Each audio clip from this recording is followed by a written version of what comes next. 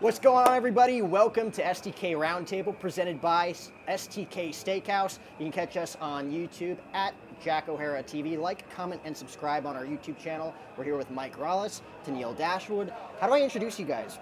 Pro wrestlers, YouTubers now with the new channel? Oh man, I don't know if you can travelers. Yeah, World travelers? yeah.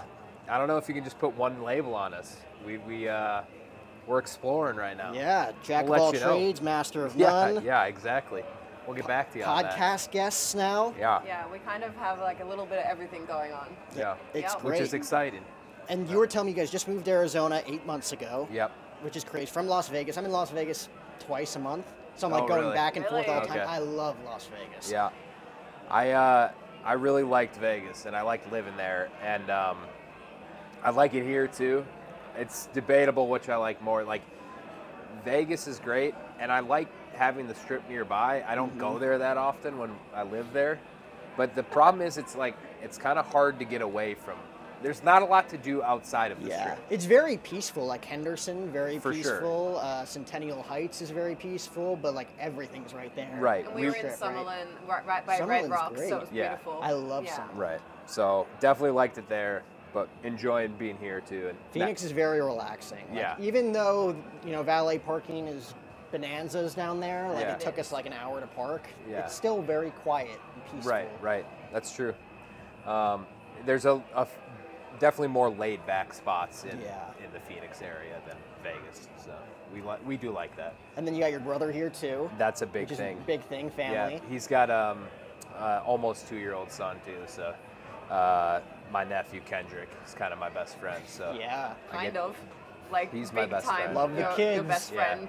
So that's been pretty cool being able to hang out with him Yeah, a whole for bunch. sure. And then how far away are you from your family? They're Are they all they're still all in Australia? Yeah. You're the only It's one. just me You're the here. black sheep. Yeah. It's been like that for a long time, actually. So, Yeah. I mean, that was started from when I was 19. I first moved overseas, so, it's been, how many years now? 14 years of, that now I just gave away my age. 15. You didn't quite give it away. We'll do the math. in this. How old am I again? Yeah. So it's been a long time now, being that far away from them, but we are trying to make an effort to see them more often and stuff. Yes. So what did you order here? Thank you very Strawberry much. cobbler. That's like dessert in a cup. Really? Which is obviously why I ordered it. Yeah. Graham cracker crust. Try it. Yeah. Don't forget one. She's not really the type to get the real strong, bitter. is- I was drink. gonna Strong. say, like, by the end of this episode, what are we gonna be talking about here? Whatever you want. Cheers. No one else is having a drink. Cheers to the water. Okay. First Yeah. STK Cheers. show. Yeah. Just getting started. Yeah. Let's do it.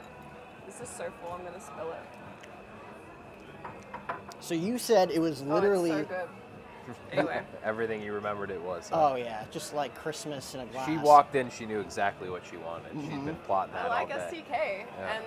and it's literally like my ultimate drink. It's like dessert in a cup, which is Yeah. Did you guys go to the one at the Cosmopolitan a lot in Vegas?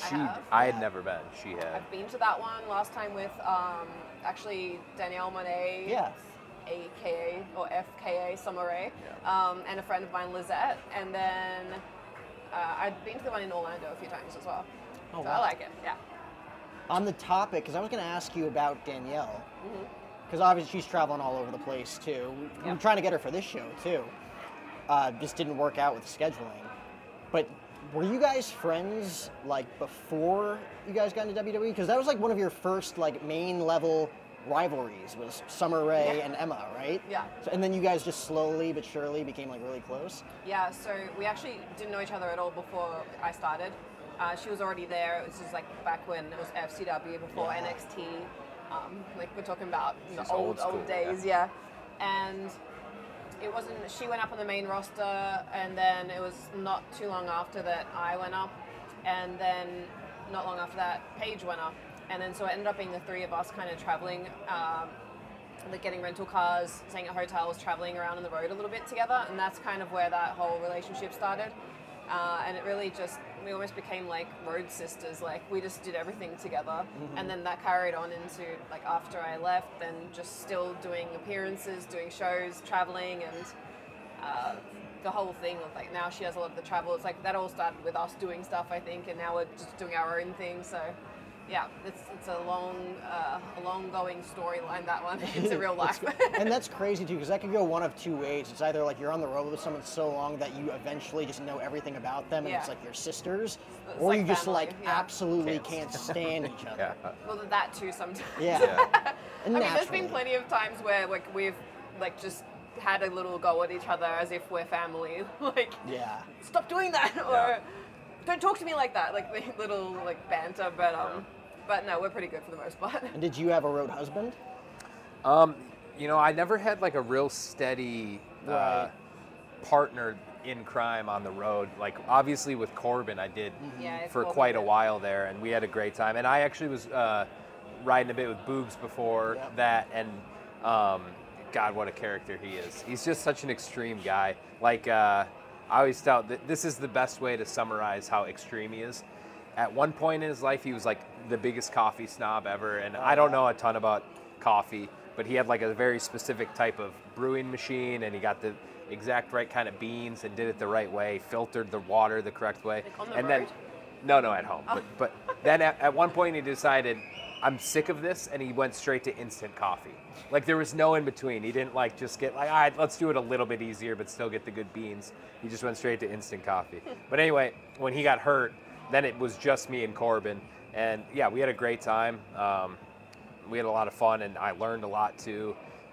Early in my career, it was now FTR, you know, the Revival that really took me under their wing and kind of showed me the ropes. And man, we had a lot of fun in that car, and it got heated at times too. I'm sure. But we had a lot of fun. It's just one person. You're not always going to get along. You know, there's going to be differences. And So- you guys are driving all over the place, right? Yeah, well, in NXT, I mean, it was like every weekend we'd have 3 shows, and sometimes they'd only be like an hour away, but sometimes they'd be 2 or 3. Yeah. And so that's, you know, if you have 3 shows and it's an average in a couple hours each way, that's 12 hours a weekend. So if my math is correct, I don't know. Check that for me. But yeah, it's a lot of time in the car, and then that's just in the car. You're also at the show, setting up the ring, tearing it You down. spend a lot of time putting with the matches people together. you work with. Yeah. Yeah, I mean, for if you sure. love what you do, it's not work, and then they just become your family. That's Yeah, it. right? I think it was like, you know, you'd have your frustrations, but the way I looked at it was like, we're here, like, let's enjoy the whole, like, I enjoyed setting up the ring.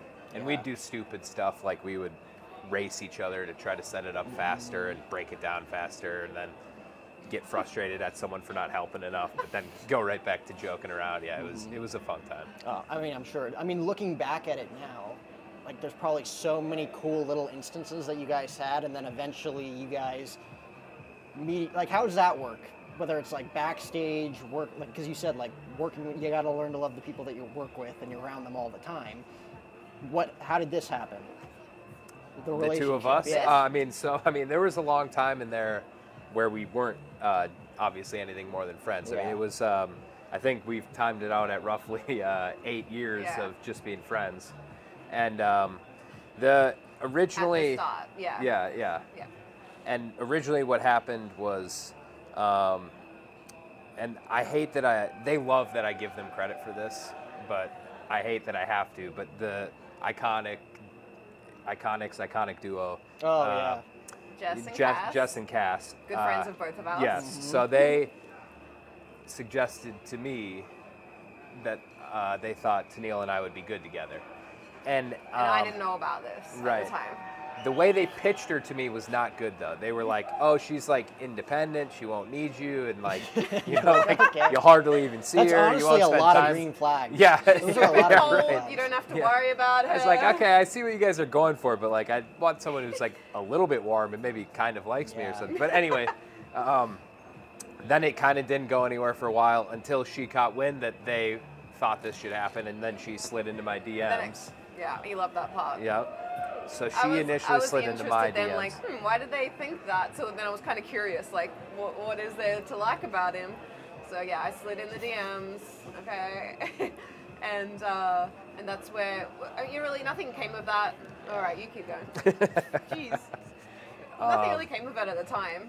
No, but then eventually what caught my attention was she was traveling around kind of like the Northwest, Yeah, I had a van. West I Coast was area. kind of like living in the van and traveling around and just kind of like documenting it. Going to a lot of national parks, Yeah, like just, like, seeing some really wildlife, sweet beautiful stuff. scenery, Yeah. and like I was kind of like a wannabe traveler and wildlife guy. Like I claimed I loved it, but I didn't really take any definitive steps towards actually enjoying any of it. So when I saw her doing it, I was just like really intrigued by it, and So then he dropped in my DMs. I slid back. It was Slid back the in backslide.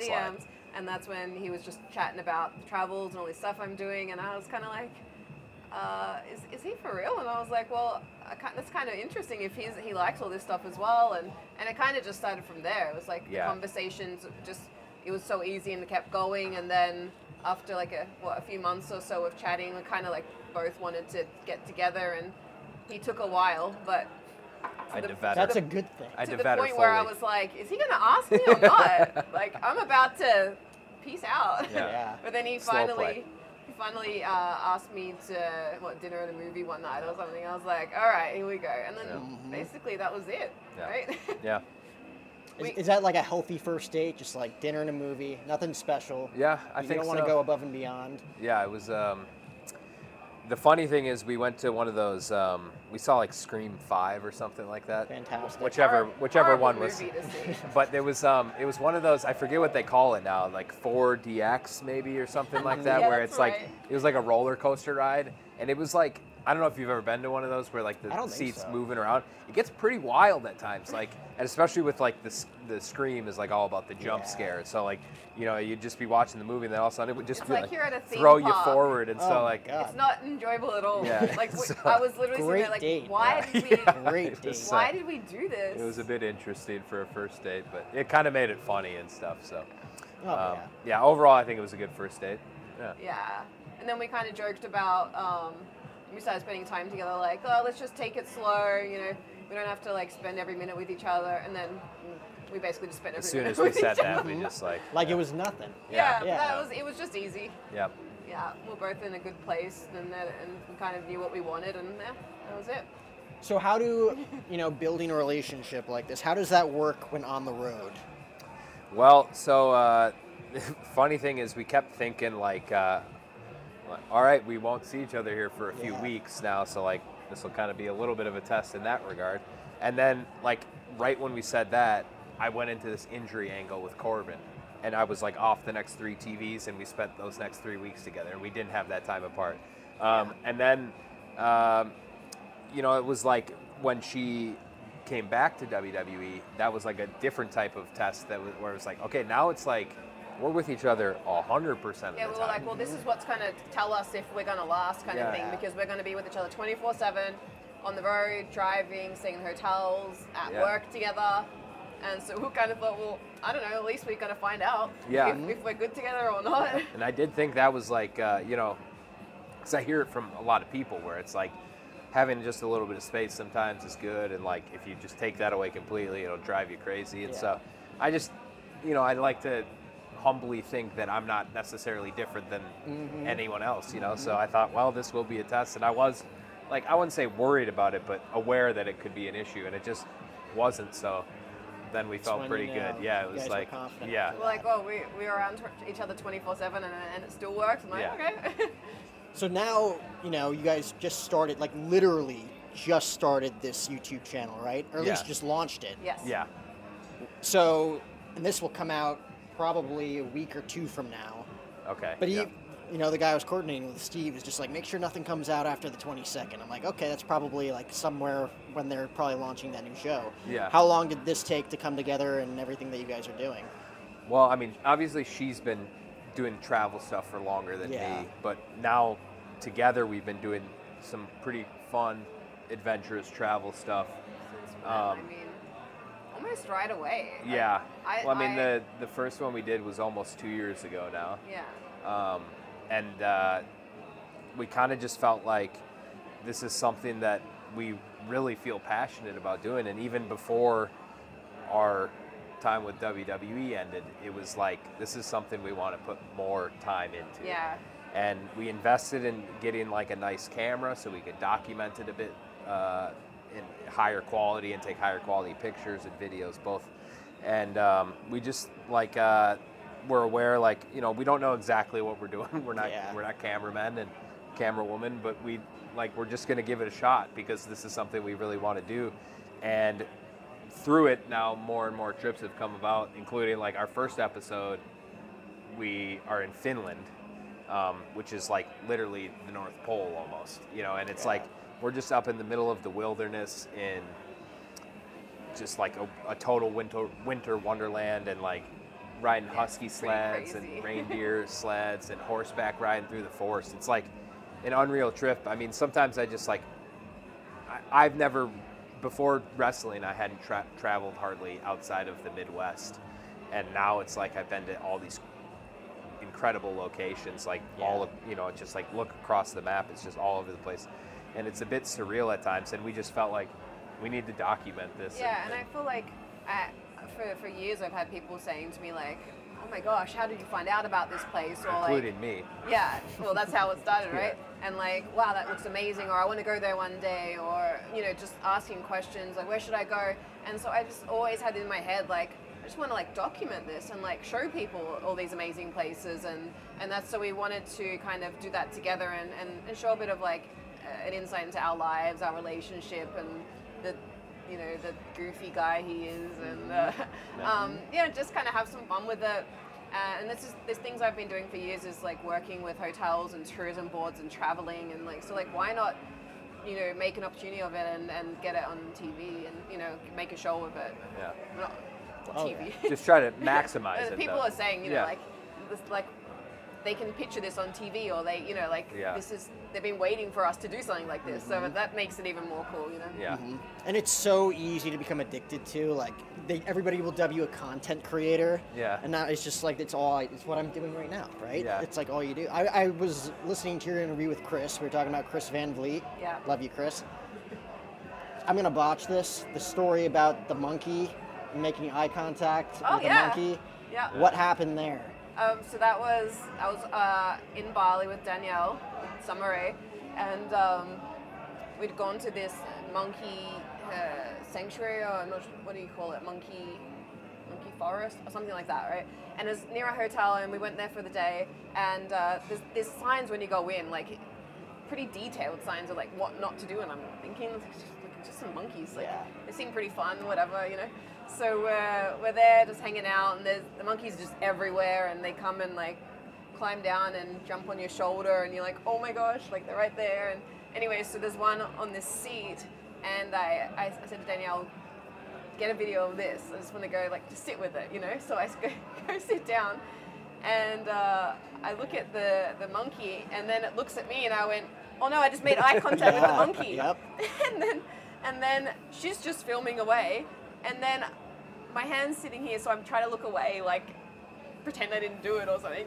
And the monkey just like onto my hand, and then I go, oh my gosh, oh my gosh, oh my gosh. So I'm trying to like be kind of calm, but also like a monkey's like biting, like fangs out, biting my hand. And you see, there's a video of it on my Instagram. Oh, and she doesn't stop recording. She's just like losing it. So I'm literally getting bitten and trying to get away without like making it more angry. And then I get away, and I'm like, like laughing but kind of nervous, like what just happened? And I'm like, did you just film that whole thing? Like, why didn't you help me? Like, why didn't you stop? And like, oh my gosh, she's just like laughing and still filming the whole time. Yeah. But I guess I was happy I had the video. In the long run, she's a great friend for that. Yeah, I was exactly. like, at least you got the video. Got to get the content. Was that like one of the more uncomfortable things? For my travels? Yeah. Yeah, well, it was lucky it didn't like really break the skin. I was still worried, so I went and like cleaned it all after. Yeah. So how many times specifically have you guys been to STK? This is my first time, actually. Really? Yeah. So. Well, I hope we are either making or breaking your experience. Yeah. I've been, I don't know, a few times. 5 or 6 times maybe. Yeah. Yeah. I think this is the best steakhouse in the area. Okay. In Vegas, don't know. Yeah. Here, there's a lot of good steakhouses in Vegas. Right. Yeah, we haven't been here yet, so this is good. Yeah. All right. We're off to a good start then. Yeah. We got the calamari here as well. Yeah. So. Yeah. I've had a few pieces. You have Let me He'll try eat it. the entire See, thing. I Yeah. don't. You don't like eat seafood. seafood normally at all. I don't know what this sauce is. It's I can do calamari. I'll try some. I don't like the the all the tentacles and everything. That tentacles, yeah. scares me a little You'll bit. do the rings though. Is it super fishy? Oh, it's fantastic. Let's Got a see. little bit of a fish.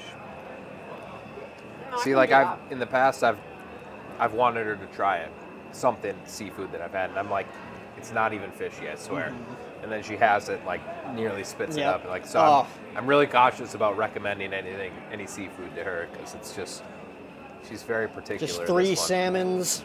Yeah, right. No, Yeah. Not for me. Yeah. Can't do salmon, but that's good. Interesting. What's like the most uncomfortable thing you've experienced, whether that be in the ring or traveling? I'm pretty sure I saw Drew McIntyre once, like Alabama slam you on your head once. That was and I fun. remember, like, I was actually watching that show, and I'm like, Yeah. oh god, Yeah. So was I. because that's like, that's a career ender. No, that was so. What happened was, well, obviously it was my mistake, and basically I should have just like really made sure I understood what I was supposed to do, and I didn't. And anyway, when it happened, I obviously knew like, well, that didn't go right. Well, you're in like Saudi Arabia, right? Yeah. Oh, So on tour in Saudi Arabia, big match. Yep. Yeah. Maybe. Drew. 1,000 degrees. Yeah. Not my. That one was inside, but it was hot outside. But it was towards the end of the match. I mean, I knew the move didn't go right, but I felt fine. And like right away, the ref Jess came to check on me, and she's like, "You okay?" And I'm like, "Yeah, I'm fine." And then she went back and talked to the back and said, "Yeah, he says he's okay." And then I saw her go, "Are you sure?" They like were like, It looked check him a brutal. few times. Yeah. And I remember Corbin said that he was on the outside going, "Oh my God, I'm gonna have to finish this match. Yeah. What do I need to do?" And like, then I just like was fine, and we kept I going. think And adrenaline kicked in. yeah, well, I well, mean, lucky you weren't injured after anyway, but yeah, no, I mean, I wasn't. I had a sore neck afterwards. Oh, but, like whiplash almost. yeah, but it wasn't. There was no damage or anything, and pile drive. I know, like, I was on the outside and Drew was throwing me over the announce table or something, and I heard Corey Graves say, "I don't even know how he's walking right now." And I thought, maybe that was a little worse than I thought. Yeah. And then I got to the back and I was like, "Guys, I'm fine, I swear."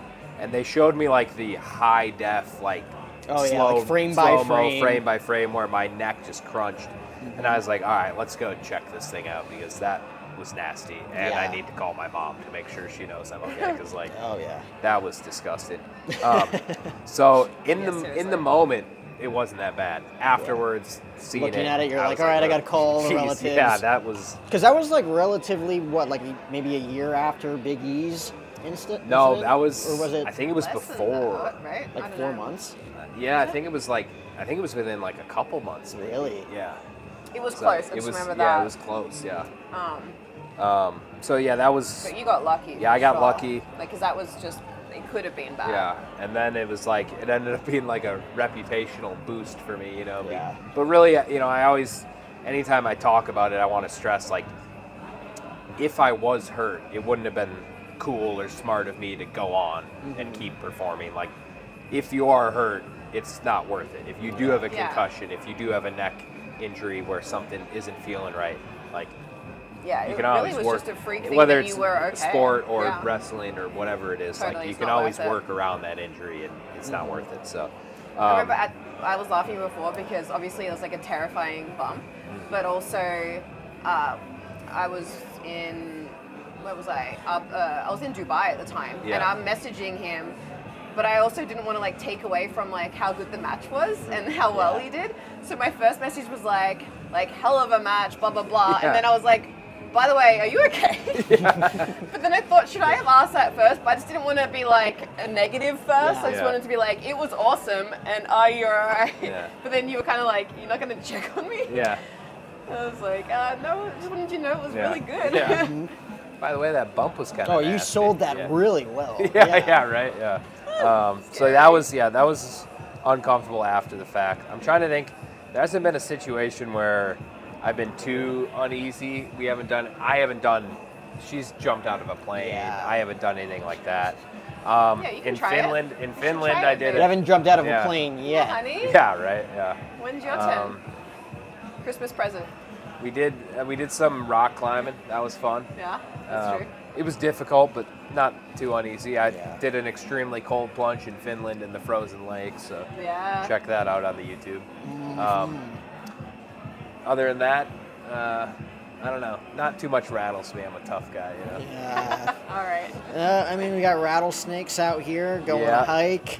Well, I'll tell you what. So I recently took up hunting, Nice. and my first trip was in Minnesota, and I actually have another one coming up in Minnesota.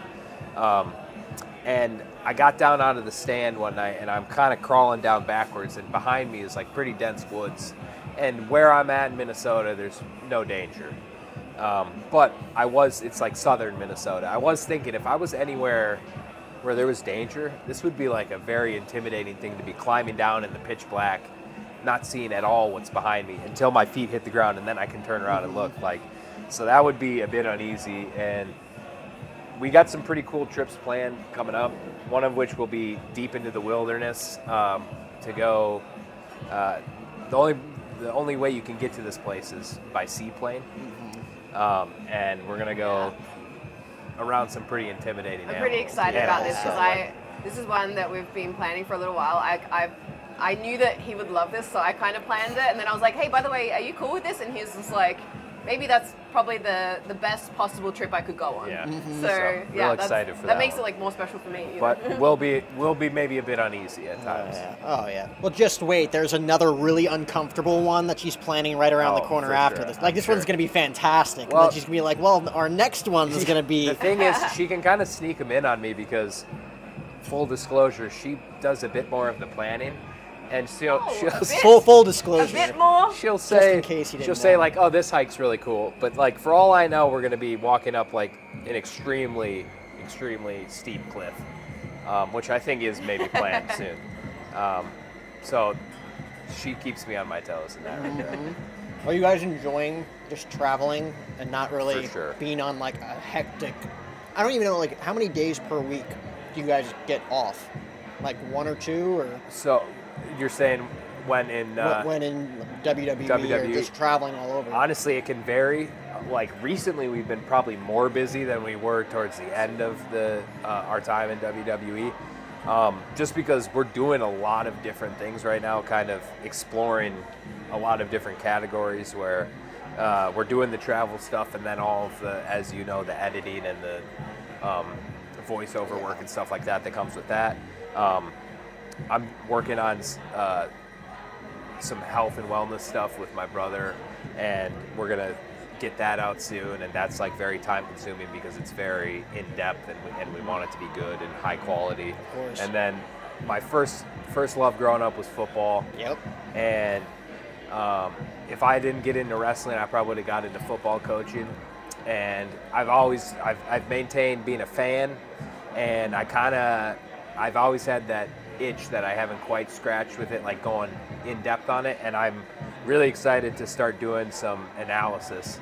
And I don't know exactly where it's going to take me, but I'm going to start with the 2024 NFL draft class, so college tape. And I've started watching college tape on guys, and just being able to break down film in an analytical way where I'm not just watching as a fan has been really fun for me. All that to say, that's just the stuff I'm doing. She's maybe got even more on her plate. I don't know how much you want to talk about, but go ahead if you want. There's just, I feel like I have a million thoughts and a million things at one time, which is kind of great because it's like the creative energy is just flowing at the moment, you know? So obviously the YouTube, we've spent a lot of time on all our travels. And then going off that, I've actually launched a luxury travel concierge service. So where there's like a travel blog and a website, and also we'll be selling itineraries for destinations. All the things people have always asked me about, like where it is, how do I do it? And then even more into that, there's the option to get the custom itineraries. So for someone who's wanting like a full service plan, everything for them, that's something my company is going to be offering. Nice. And even more of that, the next step is group travel. So I'm going to be hosting some group travels to destinations around the world. So yeah, the opportunity for people that have watched or want to travel or need a bit of like a kick in the butt to So that's gonna be like book open it. to anybody? Yeah. Yep. So those are things that are on the website. it's I can give you the website Yeah, to put up. yeah. But yeah, those are all things that are kind of all happening at one time with the YouTube, and then kind of flowing off of that. And the best thing about all of this is that you guys are in complete control of everything. Yeah, Yes. and It's up to you, It's right? really, I mean, I feel right now that I'm busier than I've been in a long time. Oh, yeah. So it's not like it's been super easy, but it's been But it's very all stuff you enjoyable. wanna do. Exactly. Very rewarding and fulfilling. 100%. Things that we love, are very passionate about, and that we've wanted to do kind of for a long time. And instead of having them on the back burner or thinking like we'll get there eventually, it's like let's just do them now Yeah. and like make the most of it. So that's what we're doing. Yeah, They're it's like, passion projects, and they also ideally all make you money at the yeah, same time. Yes. you know, and like for sure, ideally they do. Yeah. But at this point, like I'm kind of just like, because when I was in wrestling, it was very much like theoretical and what could make me money if I started to do this. And then now it's kind of like all of this energy that I've been thinking about all these different things I could do. It's kind of just been unleashed and released, and like I'm just kind of throwing everything at the wall, and like I hope it's all very successful, but at the end of the day, I'm enjoying what I'm doing, Yes. and like that's a reward for me in and of itself. So when you guys left, was it more of like a sigh of relief at that point? Like obviously there's probably things where you're like, oh, this sucks. Yeah. Like this just time around for whatever reason. But at the same time, you're like, well, now I have Yeah. time to do Yeah. exactly what I Yeah, want to do. definitely. So yeah, I mean, it was like, I loved my time there, and like, you know, I wouldn't, you know, trade it for anything else that I did. I mean, it was such a fun way to make a living, Yeah, of and like course. such a fun thing to do, to interact with people. Both, I mean, I And this met. was like my childhood dream was to wrestle. Like, Yeah. since I was 13 You years were old. doing it since you were a kid. Yeah. Yeah. That was like what I wanted to do. Yeah, so, and like I grew up loving wrestling, and like to Amazing. be in a WWE ring doing those things was like surreal, and you know, meeting my old heroes, and then Oh, like yeah. so many lifelong friends, my soon-to-be wife. Like, I wouldn't trade it for anything, you know. But Yeah. at the same time, it was. There's so, like we've mentioned, there's so many things that we're interested in, so many things we like to do, and it was a little bit at the end, like I kind of want to start to do some of this other stuff, and that's like nothing against wrestling, but it was just like a bit We're just limiting in what else we could do. Ready to like just put our focus and energy into these other things we want to do. So Yeah. yeah. Now, what's it like? Because obviously there's people that get red hot and they're like in the main event scene, main event scene, mid card, whatever, right? You guys, I feel like we're both in a position where it's like getting out wouldn't be the worst thing in the world because, like you said, like traveling from, you know, Vegas to LA, back and forth, like WrestleMania weekend. Yeah. It's like, it's nuts, but like how much more of a wreck would that be like if you were like main eventing the show? Yeah. And then having to like deal with all the press and everything like that, where it's like you guys were just kind of like, for lack of a better term, kind of hanging out. Yeah. Where it's like leaving here wouldn't be the worst thing in the world. Right. It Well, in becomes saying that, we did do the media tour in Detroit. at the last one, the SummerSlam. We did a lot of media for that. Yeah. Really? You know, Chris it was there, I think, right? Van Uh, Vliet? I think I yeah. saw him there. I think he was Actually, there. I might have been at a show with him. I can't remember now.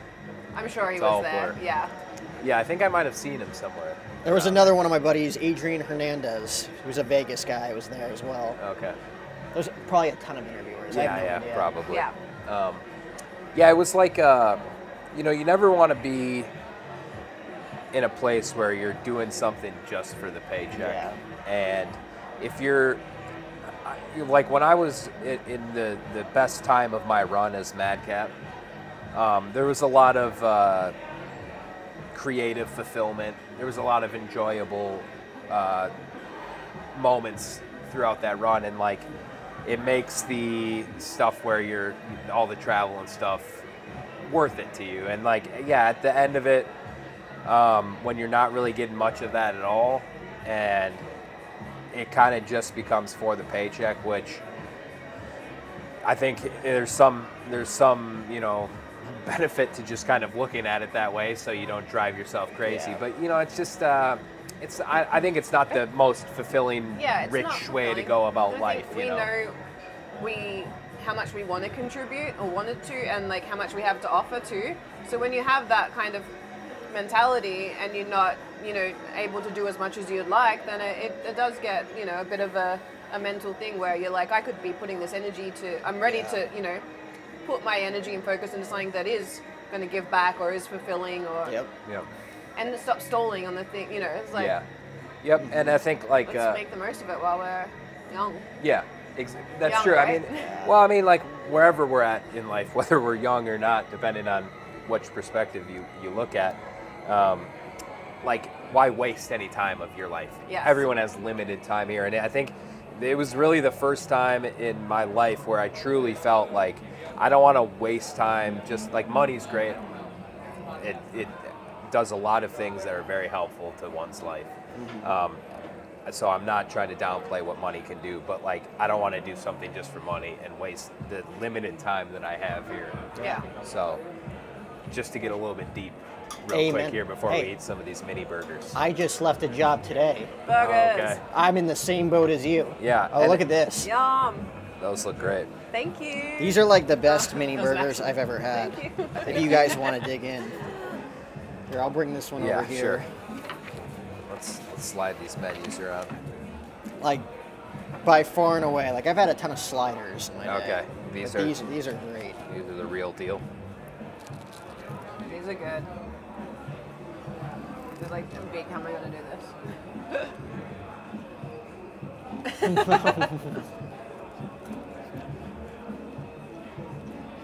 You need like a napkin, right? Yeah. Oh, yeah. These are fantastic. But, yeah, I left the job today for the same reason. I keep telling myself, I'm like, regardless financially, like in my situation, I'm like, I'd rather make less money now doing what I love than Thank you. Nice. make a ton of money Yeah. doing something I have no passion for, right? For sure. I think like you just, as long as you're aware of what you're doing, like you don't want to make it a decision, you know, hastily or out of emotion and not Oh, yeah. realize the consequences of what you're doing. But as long as Absolutely. you're aware that you're going to be losing that money that you've been used to getting or something like that, I don't think it's worth it to waste time just for money.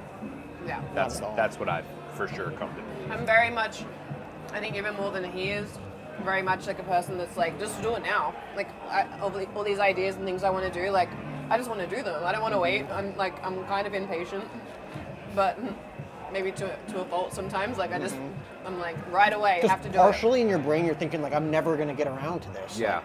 Exactly. Well- I hate that idea. Yeah, I'm I mean, just I gonna think do that's something that I realized with the travel. I think with your help is like, I always had I didn't even realize it, but I was telling myself in the back of my head, like, I'll do that cool travel stuff when I'm done with this wrestling stuff. And like, if that's your attitude, there's always going to be something that you're just putting in front of the thing that you want Yeah, to then do. what if something happens and you can't do it when you thought Right. you would, and then you just never know. And I think like earlier you asked how often she gets to see her family, how close they are, and like that was another thing. Like we didn't want to not see her family. Yeah, we're sacrificing whenever like the things that are really important to us. Yeah. Like Yeah.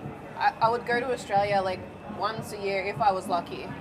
And like my nieces and nephews are growing up and I'm not seeing that or part of that, and you know, like, and my best friend's there and her kids, and I'm just like so far away from all of Yeah. them. And I have literally just my friends are spread out around the country, you know, and then I have Mike obviously, but it's like, well, I could be going back there more often and spending time with them and you know, making that a trip and whatever, incorporating that into like our regular lives. Yeah. As opposed to hopefully I get back there this year, you know. Yeah. It's just like a horrible feeling.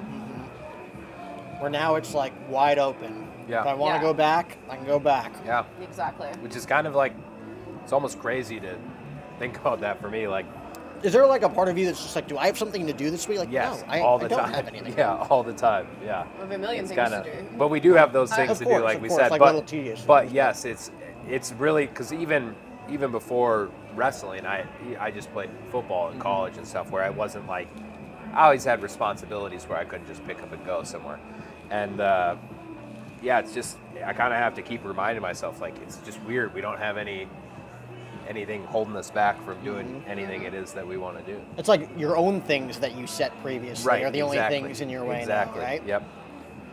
What's the transition from football to pro wrestling like? So University of Minnesota, right? I saw all the Meet Your Gophers interviews from like, a long time ago, right? Yeah. To meeting Jim Ross and getting a WWE try. Like why?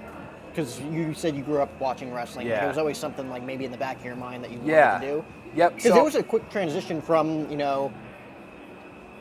football. I think it was like 2013 is when. Yeah, the same year I got a tryout with the Miami Dolphins. I was on their practice field in mini camp, and then I don't know, 5 months later I was in a WWE ring, which was like, even if nothing worked out, that's a pretty cool year. Oh yeah. But yeah, it was something that I never really considered doing because it was just, I didn't really know much about how you became a pro wrestler, whereas like football was very mainstream and obvious, like you just play high school football, then college football, then NFL, and that's true for wrestling from any perspective. It's not really clear like how you do it, right? Especially coming from Australia. But anyway. Yeah, no, and you know, but you were a wrestling fan. I was, I mean, I think loved wrestling. Other than football, that was like the thing that my brothers and I did. We Yeah. loved wrestling, and I kind of, when I got busy in college, football, and I kind of fell out of touch with wrestling. But then when I got done playing my senior year, I was just training for the pro day at Minnesota, which is like the combine. But that was really all I was doing, and I had a lot of time on my hands, so I got back into wrestling.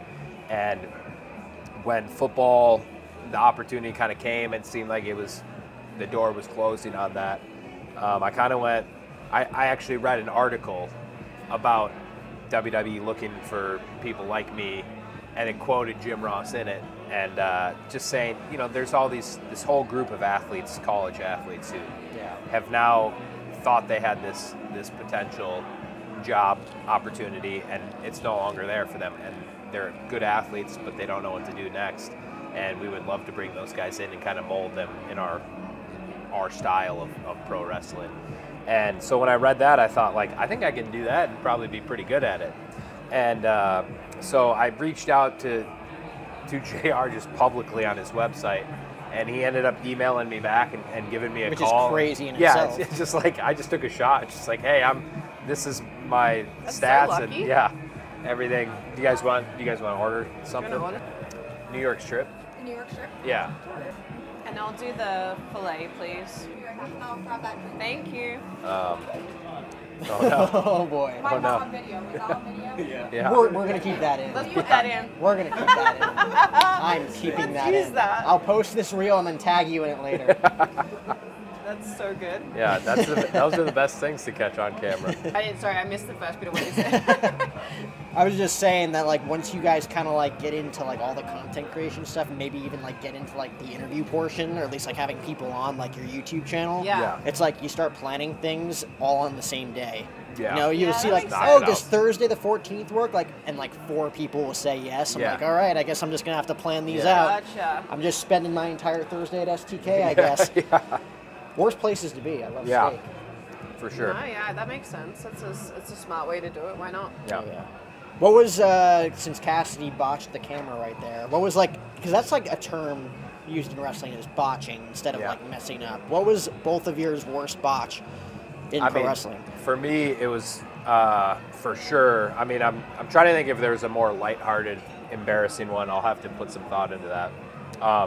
When in just a small NXT show in Largo, Kenta and I were not on the same page, and I thought I was going for a power slam, and I think he thought we had talked about doing both, so he thought he was I was going to catch his crossbody, so he kind of jumped into me, and I just drove him right on his head, and he ended up breaking his neck. So like that was like that haunted me. I never did the move again. Like obviously, I got a lot of Twitter hate for that, and but they're somewhat deservedly so. Maybe not the most extreme comments, but that one was like bothered me for a really long time, because like you just, that's the worst thing that could happen, and it does happen, so you can't beat yourself up too much, but like you just never want to injure someone. You know, they're giving you their body and they're trusting that you're going to take care of them, and just the worst thing that can happen is it goes wrong. You never want that to happen, obviously. Thank There you. you go. You got a good one? Here's your drink. No, just kidding. Yeah, that's all you. I'll try to think of an embarrassing one, I'm but trying to nothing think of comes like my to botches. I mean, you just reminded me of like when I dislocated my shoulder, but that wasn't necessarily a botch per se. It was just a, freak accident kind of. Was it kind of like well hidden on camera, and then afterwards? It was on a live event. It wasn't even. Wow.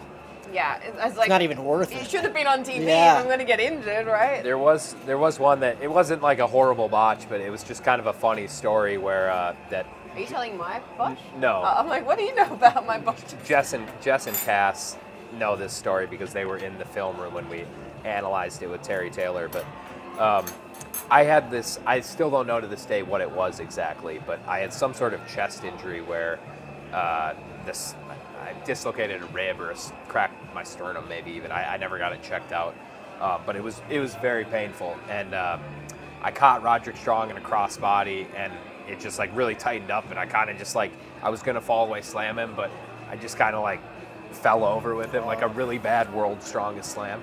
And Terry Taylor was sitting there breaking down for like 5 minutes about why I should just do my signature moves, not this new move that I was trying out, which the fall away was a signature move of mine. So then when he got done at the end of it, he was like, you like just do your signature moves. And I was like, well, actually, Terry, I was planning on it. That was my move. I just couldn't do it. I just failed in my signature move.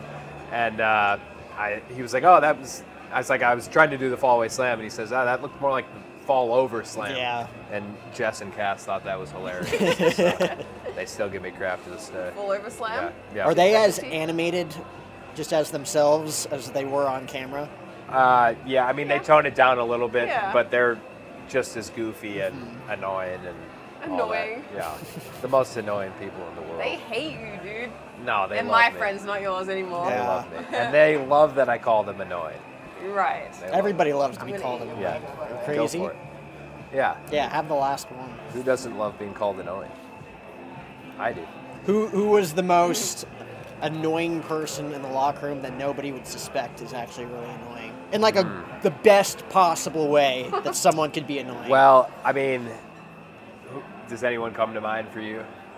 When you talk about a very good annoying, I didn't even really find him annoying, but I could see how others would, is Sami Zayn. I don't think that's going to surprise anyone, yeah. but I find him incredibly entertaining, but he'll analyze just the smallest little thing, you know what I mean? Just the way in which we you love that. walk into the lock. Of course, I love engaging in those conversations, and sometimes they get really deep, but sometimes we're really just analyzing the way they set the forks out at catering or something like that, you know, and it's just like he can go on and on about a topic, and then he's also just all over the place, you know, his brain will take him to somewhere else, and just a true real life character. That guy. Yeah. I mean, I think everybody finally saw it through the whole like honorary Oos stuff. Yeah. Where like he was just making everybody crack up on camera, on TV. Yeah. Like the whole Oosy thing. He's very talented. He's a very good actor, and he can do the serious stuff. But I think with that stuff, you got to see a side of him that's very real to his real life personality, and where he can be just kind of goofy and quick talking, and you know, just trying to smooth things over with people and stuff like that. I agree. I think it really got to come out in that storyline, which, you know, was great to see for him. So who was your most annoying? You said you didn't even want to on. share? This is one of those things that we have to cut out later. Yeah, go after someone here. Who do you think I'm going to say? I haven't thought about it for you. You can't pin this on me though. Just So I'm going to bury some other people first when I say this. But I watched a video, and it was Chelsea and Sonia, and they were talking about who the most annoying person in the locker room was, and they said Natty, Natalia, and I had to laugh because I know this is it's like something that it's kind of like a bit of a joke, but yeah, Natty is a character. Let's just put it that way. So I don't even know where to start, but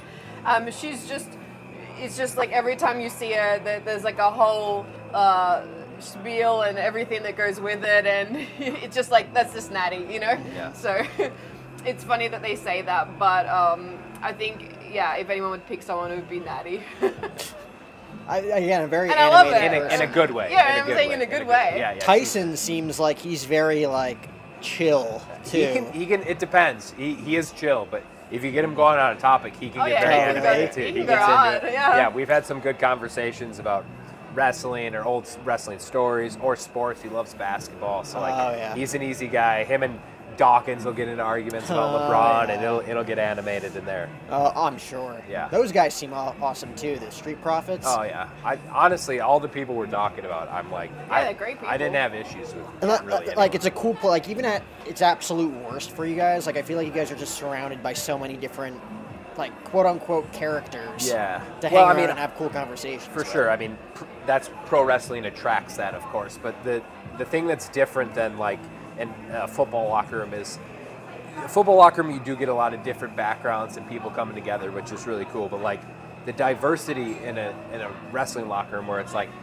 this, I'm a football player from America, but then there's this guy who's just been pro wrestling his whole life from Canada, and then there's like this, basketball player from overseas, and someone from Japan and Australia, and like, different. I mean, I remember in NXT there was like a bobsledder. There was like all these different types of athletes and backgrounds and stories, and like I remember in the locker room one time I was just like, there's like 7 different countries represented of the 15 people in here, and it's just like. And like you said, everyone's animated and kind of crazy. And so, yeah, it's a fun time. For both of you guys, you started way younger, but you're coming from football where like training, conditioning, everything is just like to the nth degree. But then transitioning and going to say like the performance center and training for the first time, what's the wear and tear on your body like? Like how do you feel the next day after like that first WWE workout? Is it different from anything you did in football? So I liked that aspect. It attracted me to the Performance Center, that it was something similar to what I was used to, that a structured program that they took seriously, all the athletic and training stuff. The first workout in ring is definitely different. I remember when I did my tryout, we just did a lot of rope running, and like my back was torn up. Yeah. It's like you pretty quickly build a callus on your back, but when you first hit the ropes, like you are busting up your skin bad. And so like I was bleeding on the bed sheets and stuff like that at the hotel, and then like extreme. Yeah, I mean we did that. The first tryout I did was like kind of a disaster. There's only 5 guys in it, and the other 4 were not in shape, and so we didn't get that advanced into Just constantly running ropes. Yeah, we just ran ropes a lot, really.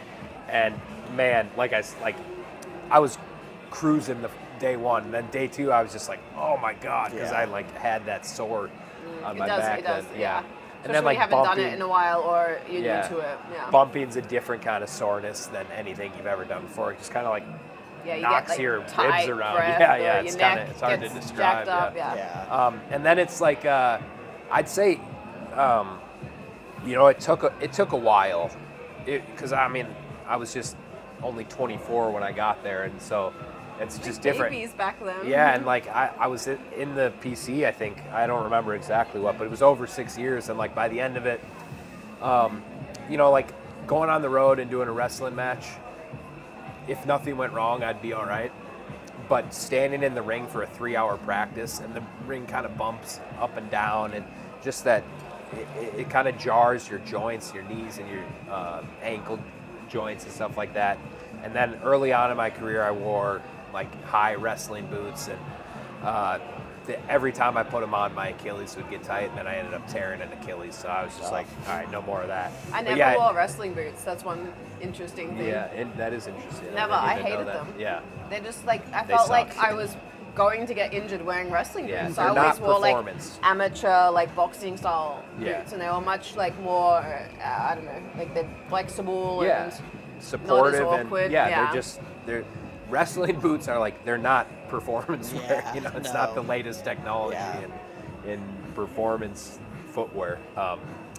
But yeah, I think by the end of it, I was pretty worn and torn from the long practices. I more than anything. loved the training at NXT. Like when I first started, obviously I was 22 or something when I got signed, and I was just so excited to be there, to like my dream had come true, and I was just starting my journey in wrestling, and it's what I wanted since I was 13 and lived in Australia and all of that, and I loved the fact that it was like this structure, and we could go to training at this time from this time to this time, and then go to the gym, and then we'd do promos, and it was just so exciting to me, like that I got to do all that, and I loved it, and I felt I was like pretty fit, like there was like a structure to it, and I felt that I was almost like ticking things off, like did I got to do well at this is next. If I do well at this, then I can try get to the main roster. Like there was always like a goal in mind and a strategy, and for me that was like enjoyable, like in my mind, like what do I have to do and how to figure it all out.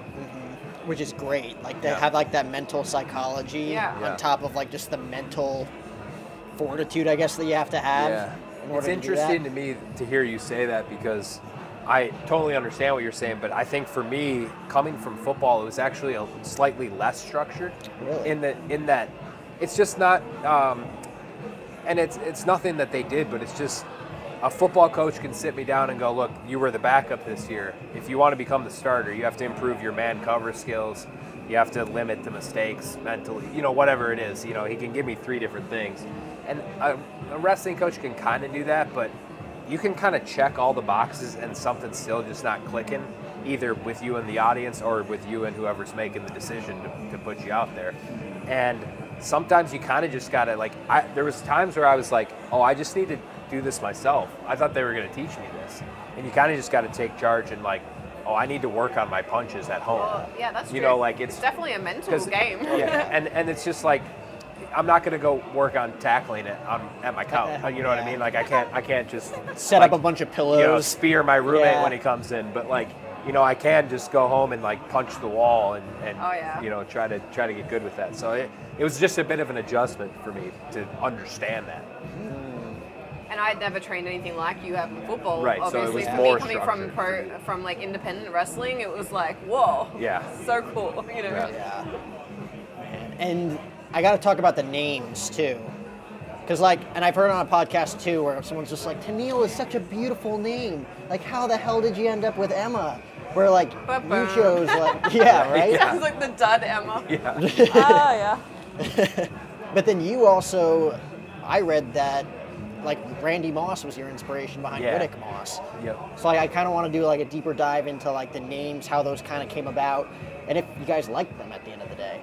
Yeah. Let's see. I mean, so for me, I'll try to make this as short as possible, but when I was in high school, actually before I was in high school, I think I was in middle school, but my buddies and I just were into the early 2000s, late 90s hip hop, and so we would rap and then we would make nicknames for ourselves, and I was Mike Rallis, aka Raw Dog, and then one of my other buddies was C Diz.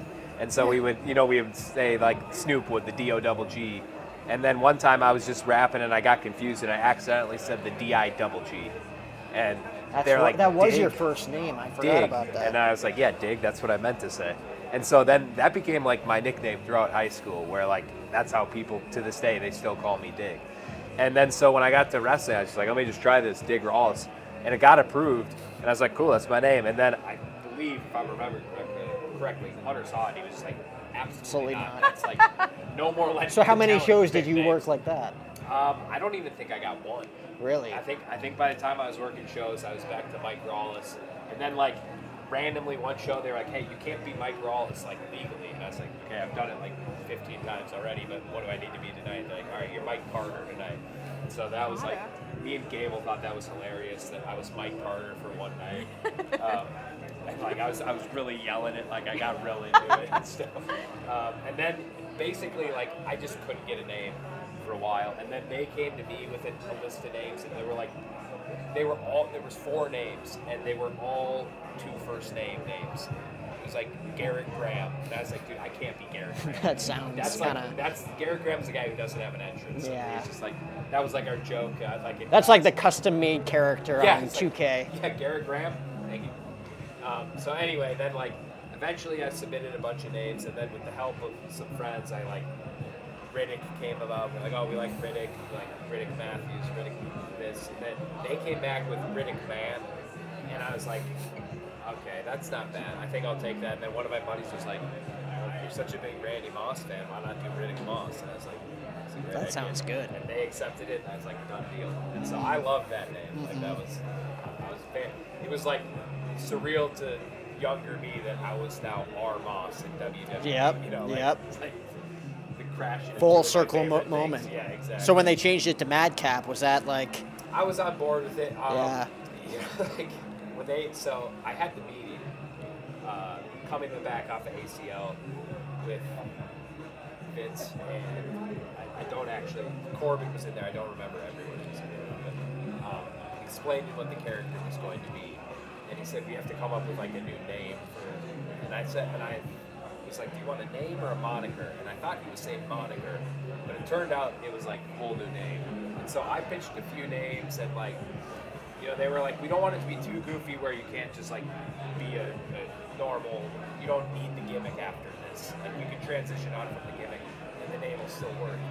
And I remember I was on the flight to SmackDown when I got a text and it said, hey, you're Madcap Moss now. And I was just like, okay, Madcap, like, I think the WrestleMania main event is probably out the window now, but you know, like whatever, I'll do it. Yeah. I think this sounds fun. And then I got another text like, here's the look that we're thinking for it. But because I was on the flight, I couldn't download the pic, and so then I had that whole like 3-hour flight. Waiting? Going to SmackDown. Yeah, What just is like- this look gonna be? And then as soon as we hit the ground, I hit download, and like it was pretty hilarious. Yeah. The suspenders and everything. And then they're like, "Did you happen to have suspenders with you?" I was like, "No, I don't." Just Nobody bring has Do you have suspenders with suspenders in them. your bag? No, I don't. But Yes. you know, the Madcap thing, people would often be like, "Don't worry, we'll get you out of these suspenders, and like you'll go back to Riddick Moss. Just be patient." And I was like, I like Riddick Moss, but there's a lot of Riddicks. There's Riddick Bowe. There's the movie Riddick. No one, when you didn't even need to say Moss. When you said Madcap, that was like You knew, people knew. yeah. Like people still come up to me today and like, oh hey Madcap. Madcap, you know, like it's very memorable. And the stuff you did was hilarious. Like, And I enjoyed and it was like so easy for people to imitate. They could come to shows wearing suspenders. Like it was very unique and like easily identifiable. And I mean, had an absolute fun. blast. Yeah, it was. Yeah. That's Like, the I best got part. to- Is that yeah. seeing you Adam enjoying Pearce- it. Yeah, Adam Pearce and I used to joke around. I do like a De Niro impression from him. And he would be on a headset, like a small NXT show, and be like, do the De Niro face towards Yeah. our cam. And then so here we are on Monday Night Raw, you know, in front of 15,000 fans and millions watching at home, and I get to do some stupid thing with him where I'm going, and it just fit with the character. fit, It yeah. was okay, and I was just like, this is crazy that I get to do this on TV and get paid to do it. It's just so fun. Oh yeah. Like appreciating the little things like that too, like making the most of what's given to you, Yeah. and all coming together. You're like, that's awesome. Yeah. I wouldn't trade that for anything in the I world. had a blast, absolute blast doing that stuff. Sorry, I took all of that time explaining my name. What about Emma? Yeah, my story's not even as interesting. I should have gone. You're like, first. what do I say? What do I Jeez, say thanks a about lot. Emma? I mean, basically, at the time it was just kind of like submit a list of names, and I think I had I don't know how many it was, say 10 names, and there was like Emma was some of them, Emma something, and then basically they just came back and said, how about just it was Emma, or the other one was Adeline. And I was like, Adeline, what the hell does that even mean? Like, what is that? But not that Emma's mean, but I just thought, it sounds like out of line, but it's a name, and I'd never heard of the name before, which I actually have heard since, and I'm like, oh, it's just a name. My grandma's name. Yeah. So, but at the same time, back then I was like, it was foreign, and I was like, well, Emma just makes way more sense. It's like, you can chant it, you can say it, there's lots of like ways to play off the name, and so I was just like, let's just do Emma. And that's when I found all the little, you know, like Emmalution and Emmacrats were my fans, and Oh, like, I that's just had fun with it. I was like, let me just figure it out so people know my name and they can chant it and they can whatever, make signs and whatever they want to do that's fun and be interactive. So whatever happened with Emmalina? Emelina. The hard Like the vignettes, question, the vignettes for months, and then all of a sudden they were dropped. It was a little of a letdown, right?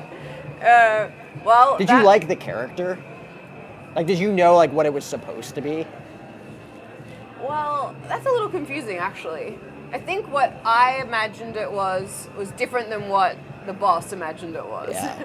and then so at the start I was kind of like, this is great. Like, I can really stand out. This is going to be something different. And then it started to be like, wait, that's not what I thought I was going to do. And then, oh my gosh, that's a little awkward. And then to the point where I was like, really not into it. Like, I'm not Emelina. Yeah. Like, you know, this is just not me. This is not working well. And then it came to a point where that kind of came up, the conversation came up, and I was like, basically, this is me. This is what I can do and what we haven't really explored yet and what would be really good, and kind of like pitch that. And then that's kind of where it was like, well, yeah, let's just do that. And I was like, okay, yeah, cool. So that's when it was like, you saw Emelina for a minute, and then it was like, and back to Evil Emma, Yep. you know? And that's when I was like, great, that's like what I'm really enjoying, was being, you know, as they called me, Evil Emma. It was like more so like who you probably envisioned yourself being. Yeah. In that character. I was, you know, a badass wrestler character, and you know, that kind of suited me well, and that's what I was enjoying. And to just be, I think Emelina almost turned into almost like a Miss America pageant queen type, like, look at me, I'm not really a wrestler, I'm just here to look good. And I was just, I think it stemmed originally from, I was posting photo shoots and things I was doing, and almost like a Instagram model type thing, but it turned into like a pageant queen, strange interest, like character that wasn't at all what I had even been doing. Yeah. So that's when I was like, this is not working. There's been like a few different character shifts, like this is not going to be one of them. Yeah, it was just like not. I couldn't even really picture it in the end. Yeah. I think the Evil Emma stuff too was going well, especially I think the Evil Emma character is within context of the original Emma character. It made It's like, sense. Yeah, it's Yeah. the goofy girl gone bad. Yeah, it was like that my was alter like- ego. Yeah. And I'd you- had enough. No one paid attention to me. Like, now it's getting real, you know, like. And you hadn't exhausted all of that when you started I was still in the middle of it. Yeah. So I was kind of like, tried to embrace it, and then kind of was like, why don't we just like do something with what I was doing already? And that's what we went back to. So I want you guys to eat in peace. So I'll wrap this up. I got one more thing for you specifically. Okay. I hear you're a freestyle rapper. And that you're really, really good at just like on the spot being a my freestyle gosh. rapper. I This is can't so imagine good. who you heard this from. You must have your ear like way down in the streets. 'Cause I, I'm, like, as an underground. interviewer and as a journalist, it's my job to figure out the stuff that nobody knows. Quick story. After tapings at Full Sail in NXT, we would we'd all sit in the auditorium afterwards and wait for the coaches and Triple H and everybody to come in and kind of talk to everybody about how the TV went, wrap up the night. And as we were waiting, there was a group of us rapping, and right as I was As you do. right as I was in the middle of something, Triple H walks in, and I'm like, oh, I'll stop. And he was like, no, please continue. And so in front of everybody, I had to freestyle rap. And what I realized was I cannot do a clean freestyle rap. Yeah. And so It's like not appropriate. no, it's not basically. appropriate. And like I halfway through had to start editing myself, and it got really, really bad, and I embarrassed myself. And I think that was the end of my any potential of me becoming the next John Cena rapping wrestler. So I'm going to have to respectfully decline the offer to freestyle. We can't afford to Yeah. ruin the rest of our lives. There will be way too many cuss words. And I won't be able to edit myself properly. It's not. We would freestyle rap in cars for like 2 straight hours in NXT, and like it would make us laugh because it would get very repetitive after a while, where we would rhyme the same words, and they weren't like even common words that you would use, like strife. like we'd say like something life, and then we couldn't think of anything but strife to say because Just like an emergency word. Yeah, it was like, and so like we would end up laughing just like how much we'd rhyme strife and stuff like that. Anyway, really all right. good time. Respectfully declined. Not gonna do the rap Can't do today. it. I'm sorry, everyone. Hey, alternate question then. Okay. Raw Underground. Good idea, bad idea. Did you enjoy it? I enjoyed the hell out of it because it was a sprint. You know what I mean? It was like 2 minutes, super intense. The people around the ring were super into it, which beat the hell out of the Thunderdome. Yeah. I totally understand the criticisms, and like I don't know where it was supposed to go, and it was very weird that it's like we're fighting in the ring. Oh yeah, and then there's also this like fighting backstage that's very different. But like I thought it was awesome. Like I had so much fun doing it. Yeah. And I think it was. I remember watching it and be like, "You look hot." Yeah. Before we Yeah, were together too, I was underground. like, "Damn, he looks good." I was like, I was just having fun with it. I like, I yelled out the Brock Lesnar line, "Can you see me now?" After like my first like knockout or whatever it was, which like probably 3 people online picked up on, but like I just thought You it was just funny. thought it was funny, Yeah, yeah. I just thought it was funny. But yeah, it was like I think it was going well, and like I might have been able to transition it into something, but I actually tore my ACL doing Oh. it. So like, That's Yeah. right. yeah, it was like it wasn't anything. It was weird because I felt it pop. I kind of kept going. There was like 30 seconds left in the fight or whatever it was, and it was a little bit sore afterwards. The next day it was quite sore, but it got a lot better the day after. And the day after that it felt pretty normal, and then it just like never completely healed for like 2 or 3 months. And then I was like, maybe I should get this looked at. 'Cause Yeah. it's like been a little while now. Like I remember I got the MRI, and then the doctor called me and he was like, "Hey, how'd the MRI go?" And I was like, "How'd it go?" I laid down. You tell me. You have the results. He's like, "Yeah, well, you tore your ACL." Oh, "No, jeez. not very good." Yeah. Worst case scenario. Thanks, Doc. Yeah. So good time. That's crazy how like in the moment it doesn't hurt that bad, but it's afterwards when you get the surgery is when you can't even like Yes. put any pressure on. Oh, it. yeah. That for was sure. I was hopeful that. I guess I was just telling myself lies, but like maybe because it wasn't that bad when I tore it, the surgery wouldn't be too bad. But Yeah. yeah, it was obviously horrible. Based on no experience Yeah. doing it prior. Yeah. Good times. I hope I never go through it. I'll say this. Each major injury I had, I think I had tremendous personal growth during that time. I don't want to go through it again. Yeah. It's not fun. I feel like the injuries are definitely the worst part. I know you've had like multiple injuries as well. Yeah. Like it's just probably just the Number most of shoulder grueling surgeries process. and my back, and it's But then if you have a strong enough love for something, you always just persevere and go through it, yeah. which is really cool. Yeah, we all came back from them all. But Yeah. yeah, it just makes you stronger. You grow as a person and mentally figure out like, how to get through something and what's important to you and all those ways to be healthy and fit and everything in between. So it's worth it. What was more fun for you, finding like your own finishing move or getting to use Santino Marella's Cobra for the time that you used it?